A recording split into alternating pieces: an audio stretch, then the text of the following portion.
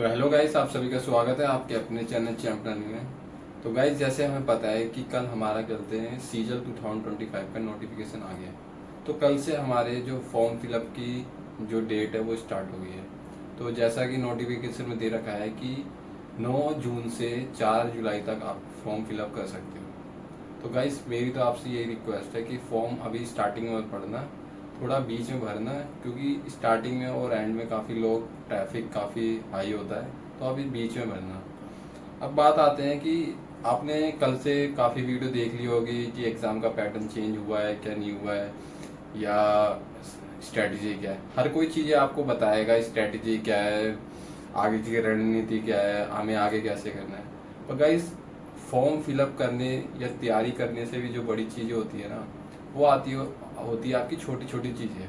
जैसे अगर आपका जो नेम की करेक्शन, आपके नेम में अगर गलती है तो आप अभी से क्या करना चाहिए, या आपका जो नेम है किसके अकॉर्डिंग आपको फिलअप करना चाहिए, जो आपकी डेट ऑफ बर्थ है वो कब से कंसीडर करी जाएगी। पता चला आपने गलती फॉर्म फिलअप कर दिया और आप उसके लिए एलिजिबल ही नहीं हो रहे हो, आपकी जो डेट है कब से कंसीडर की जाएगी, और जो डेट है आपकी कौन से सर्टिफिकेट से देखी जाती है। उसके बाद हम करेंगे कि आपने फॉर्म फिलअप कर दिया, पर फॉर्म फिलअप करने की जैसा हमें पता है कि ये ग्रेजुएशन बेस्ड चलते एग्जाम है, तो आपको ये भी पता होना चाहिए कि जो आपकी ग्रेजुएशन कब से कब तक कंप्लीट हो जानी चाहिए। अगर आपको कहते हैं इस एग्जाम में अपियर होना है और आपको कहते हैं एक कहते हैं पोस्ट चाहिए। फिर दूसरी बात आती है कि जो अगर आप किसी कैटेगरी से हो, किसी भी कैटेगरी से, तो आपकी जो कास्ट सर्टिफिकेट है वो किस फॉर्मेट में होना चाहिए और उसकी डेट कब से पहले होना चाहिए। अगर मान लो कि आपने फॉर्म फिलअप कर दिया और बाद में आप कास्ट सर्टिफिकेट या अभी कोई भी कैटेगरी का सर्टिफिकेट बना रहे हो, और वो कहते हैं जो एसएससी ने डेट के लिए कंसीडर कराया और उसके बाद में, तो वो आपका इनवैलिड हो जाएगा। तो ये जो छोटी छोटी चीज़ें ना, आपको इस चीज़ को ध्यान में रखना है, क्योंकि फॉर्म फिलअप करना, स्ट्रेटजी करना, मॉक में मार्क्स लाना, ये हर कोई बताएगा। पर ये जो छोटी छोटी चीज़ें आपको मैं बता दूंगा, क्योंकि अगर आपने अभी भी डॉक्यूमेंट बना लिया और आपकी जो मैं डेट बताऊंगा उससे पहले अगर आपके डॉक्यूमेंट आ जाए, तो आप अभी भी एलिजिबल हो। पता चला आपने फॉर्म फिलअप कर दिया और बाद में कहते हैं डॉक्यूमेंट की डेट आपकी जो इनवैलिड कंसीडर हो रही है, तो आपके कहते सारी जो तैयारी है, सारे मॉक टेस्ट, सारी कहते आपकी प्रिपरेशन धरी की धरी रह जाएगी। तो मैं आपको वन बाय वन चीजें बताऊंगा। अगर आपको कहते हैं जो डॉक्यूमेंट वेरिफिकेशन होता है, डॉक्यूमेंट में कौन कौन सी कहते हैं इंपॉर्टेंट डॉक्यूमेंट्स होते हैं, उसके बारे में अगर आपको डिटेल चाहिए तो उसके बारे में मैंने एक कहते हैं वीडियो बना रखी है, आई बटन में मैं वो वीडियो लगा दूंगा। डिटेल में देख लेना, आपको एक एक चीज पता चल जाएगी, आपके सारे डाउट क्लियर हो जाएंगे।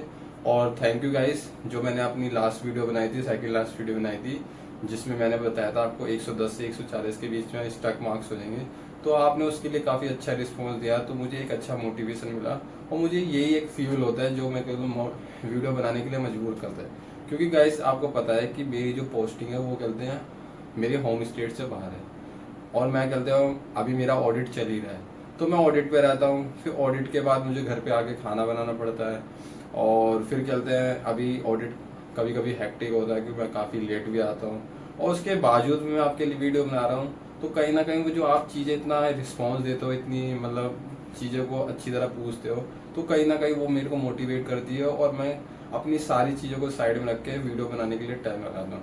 तो thank you guys once again.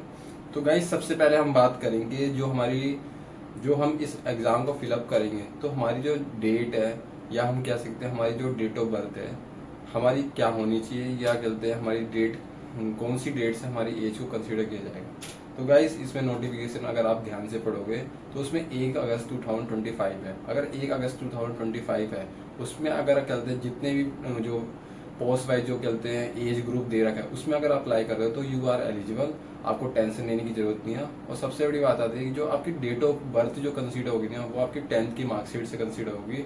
आपके कितने भी डॉक्यूमेंट में कुछ भी गलतियां होंगी, आधार कार्ड में किसी में गलती, पर जो आपकी 10th की जो मार्कशीट होगी उसी में आपकी सारी चीज़ें कंसीडर की जाएगी। तो इसको आपको ध्यान में रखना है। सेकेंड चीज़, जो आप ये ग्रेजुएशन बेस्ड एग्ज़ाम है, तो ग्रेजुएशन बेस्ड एग्ज़ाम है, तो उसमें जो आपकी हमारा जो फॉर्म फिलअप हो रहा है वो कहते हैं 9 जून से 4 जुलाई तक है। तो जो भी करते हैं, कोई भी फॉर्म फिलअप करने की जो डेट होती है, लास्ट जो डेट होती है, वो आपकी डेट कंसीडर की जाएगी। तो आपकी जो 4 जुलाई 2025, उससे पहले आपकी ग्रेजुएशन कंप्लीट होनी चाहिए। गाइस, कंप्लीट का मतलब ये नहीं कि आप कहते हैं अगर कंप्लीट होने का मतलब यह है कि आपकी जो डिग्री होगी या जो मार्कशीट होगी उसमें रिटर्न में होना चाहिए कि आपका 4 जुलाई से पहले वो डेट होनी चाहिए। अगर आपकी उसके बाद हुई तो एसएससी आपको कंसीडर नहीं किया जाएगा, आप कुछ भी कर लेना। तो इसलिए कोशिश करना, इनकेस आपकी अगर ग्रेजुएशन थोड़ी लेट भी हो रही है, अगर आप कहते अपनी जो यूनिवर्सिटी या कॉलेज को थोड़ा रिक्वेस्ट करोगे या बोलोगे तो कहीं ना कहीं वो डेट अगर आगे हो जाएगी तो आप कहते हैं एलिजिबल हो जाओगे। तो इसलिए आपको इस चीज़ को याद रखना है कि जो आपकी जो डेट होगी ना वो 4 जुलाई 2025 कंसिडर की जाएगी, और उससे पहले आपकी अगर डिग्री होगी तभी कंसिडर की जाएगी, अदरवाइज यू आर कहते हैं नॉट एलिजिबल। तो इसलिए ये चीज़ ध्यान रखना। दूसरा आपका जो कास्ट सर्टिफिकेट, अलग अलग कैटेगरी के लोग होते हैं, ओबीसी और कहते हैं ईडब्ल्यूएस, सब अलग होते हैं, पर जो आपकी डेट कंसीडर होगी ना वो भी कहते हैं लास्ट जो एप्लीकेशन की जो डेट होगी ना 4 जुलाई 2025 वही कंसीडर। उससे पहले आपके अगर आपके डॉक्यूमेंट होंगे तो आपको कहते हैं यू आर एलिजिबल, अदरवाइज आपको कहते हैं एलिजिबल कंसीडर नहीं किया जाएगा, आपको कहते हैं रिजेक्ट कर दिया जाएगा डीवी में। तो आप कितनी भी मेहनत कर लो और आपने सारी चीज हर जगह अपनी अच्छी परफॉर्मेंस दी और लास्ट में अगर आपके पास साथ ऐसा हो गया तो अभी भी आपके पास ऑलमोस्ट 1 महीने का टाइम है। तो आप कैसे ना कैसे करके ये जो आपका अगर कैटेगरी से लाई करते हैं तो अपने डॉक्यूमेंट को बनवा लो तो फायदे में रहोगे। तो 4 चीज आपका जो कास्ट, जो आपने देखा होगा कि कुछ कहते हैं जो सर्टिफिकेट होते हैं कैटेगरी के वो स्टेट फॉर्मेट में होते हैं, कुछ क्या होते हैं आपके सेंटर फॉर्मेट में। तो गाइस मैंने जो नोटिफिकेशन में देखा है या जो भी मैंने जब डॉक्यूमेंट वेरिफिकेशन मैंने भी करा है और मैंने काफी लोगों को देखा है, तो आपका जो कास्ट सर्टिफिकेट होना चाहिए वो आपका सेंटर फॉर्मेट होना चाहिए। मैं ये कह रहा हूँ कि आपका स्टेट फॉर्मेट में चल जाएगा, पर स्टेट फॉर्मेट में आप रिस्की, आपको कहते हैं कहीं ना कहीं रिस्क रहेगा। पर आप अगर सेंटर फॉर्मेट में अगर आपका डॉक्यूमेंट हो जाएगा तो आप कहते हैं श्योर रहेगा कि आपके जो रिजेक्ट होने के चांसेस बिल्कुल भी नहीं होंगे, आप कहते हैं एलिजिबल रहोगे। तो इसलिए कहते हैं अगर आप चाहो, अगर आपके पास स्टेट फॉर्मेट में, तो अभी भी कोशिश करो कि अपना सेंटर फॉर्मेट में भी बनवा लो, क्योंकि अगर आपने सेंटर फॉर्मेट नहीं बनवाया और आपने जहाँ दिखाने जा रहे हो और वहाँ पे उन्होंने एक्सेप्ट नहीं करा तो आप कहते हैं आपका जो डीवी का जो प्रोसेस होगा कंप्लीट नहीं होगा और आप कहते हैं आउट हो जाओगे। अब बात आती है कि जैसे काफी लोगों की डिटेल कहते हैं मिसमैच होती है, जैसे नेम हो गया, कोई भी डिटेल हो गई। तो गाइस मेन जो आपके डॉक्यूमेंट है ना 10th की मार्कशीट आपकी कंसीडर की जाती है। अगर उसके अलावा आपके आधार कार्ड या कोई सी पैन कार्ड, कोई से दूसरा डॉक्यूमेंट हो, उसमें अगर कोई कहते हैं मिसमैच हो रहा है, आपके फादर का नेम या आपकी डीओबी या कहते हैं आपका नेम भी या सर नेम कुछ भी गलती हो रही है, तो मैं तो यही कहूँगा कि अपनी बस 10th की मार्कशीट को एक बेस लेके चलना। बाकी उस समय जब आप कहते हैं डीवी के लिए जाओगे तो अपना क्या करना, एक एफिडेविट बनवा लेना और बोल देना कि मेरी ये 10th की मार्कशीट में डिटेल ये है और उसके बाद मेरे कहते दूसरे डॉक्यूमेंट में ये है। हो सके तो अगर आपकी ऐसा केस बन रहा है कि आपकी डिटेल अभी भी रॉन्ग हो रही है, पर 10th की मार्कशीट को अपना बेस लो, और उसके अलावा अगर आपकी कोई भी डॉक्यूमेंट में दिक्कत है तो गाइस अभी आप ऑलमोस्ट 1 साल का समय लग जाएगा पूरा प्रोसेस कंप्लीट होने में।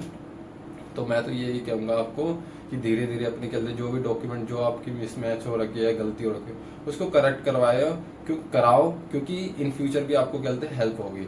तो गाइस इस वीडियो में यही तक था, और अगर आपको डीवी के ऊपर कंप्लीट कहते हैं डिटेल चाहिए और कहते हैं मतलब एक एक चीज आपको मैं बताऊंगा कि स्टार्टिंग से एंड तक आपके साथ क्या क्या होता है, मेडिकल कैसे होता है, डीवी कैसे होता है, अगर कोई फिजिकल जो क्राइटेरिया होता है वो कैसा होता है, वो सारी चीजें मैं आपको बताऊंगा। अटेस्टेशन फॉर्म के बारे में कोई नहीं बताता, उसके बारे में मैंने बताया। तो इन सारी चीजों को मैं कहते हैं वीडियो के एंड में भी लगा दूंगा और आई बटन में भी लगा दूंगा, तो उस वीडियो को एक बार देख लेना। तो आपकी जितने भी डाउट हो गए डॉक्यूमेंट वेरिफिकेशन से रिलेटेड वो सारे डाउट क्लियर हो जाएंगे। और अगर इनकेस अगर आपका कोई डॉक्यूमेंट 19-20 हो भी रखा है तो आप उसको अभी करेक्ट करा लो, इन फ्यूचर आपको प्रॉब्लम नहीं हो और आप कहते हैं सक्सेसफुली अपनी मनचाही पोस्ट पा सको। तो गाइज ये ही था इस वीडियो में। और गाइज थैंक्स वंस अगेन कि मैं ये कहना चाहता हूँ कि आपने, अगर आपको इस समय मैंने आपको स्ट्रेटेजी वाली वीडियो, मैंने स्ट्रेटेजी नहीं कह रहा, मैं ये कह रहा हूँ कि आपको लास्ट के समय में क्या क्या मतलब मिस्टेक होने के चांसेस होते हैं और डिस्ट्रैक्शन होती है, तो मैंने वो वीडियो आपकी लगा दूंगा। अगर आपके मार्क्स 110 से 140 के बीच में आ रहे हैं या आपके मार्क्स कहीं भी स्टक हो गए तो इस वीडियो को एक बार देख लेना, जो मैंने उसको बातों को बताई एक बार इम्प्लीमेंट करके देख लेना, डेफिनेटली आपको श्योर वो आपको रिजल्ट आएगा ही आएगा। तो गाइस बस इस वीडियो में यही लगता।